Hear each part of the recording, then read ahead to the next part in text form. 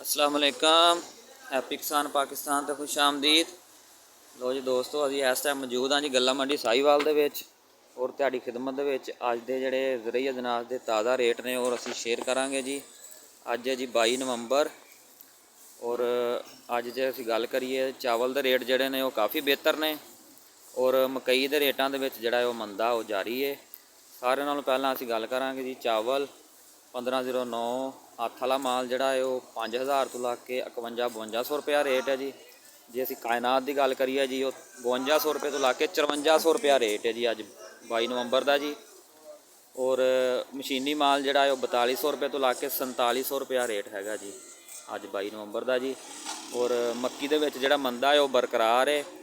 जे असीं गल करिए जी पुरानी मक्की का जिहड़ा साफ सुथरा माल है टॉप का रेट 2000 रुपया जी। 1700-1800 रुपये आम मक्की पुरानी जी विकती पई है जी।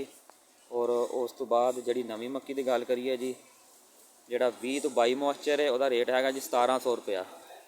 18 मॉइस्चर का रेट हैगा जी 1800 1850 रुपया। 15 मॉइस्चर का रेट है जी 2000 रुपया। मकई के जोड़ा मंदा है वह बरकरार है। ज़्यादा मकई 17-18 मॉइस्चर की आ रही है और 17-18 मॉइस्चर जोड़ा है वो 1800 रुपया रेट है जी। तिलों के रेट की गल करिए जी 19,500 तो ला के 20,000 रुपया।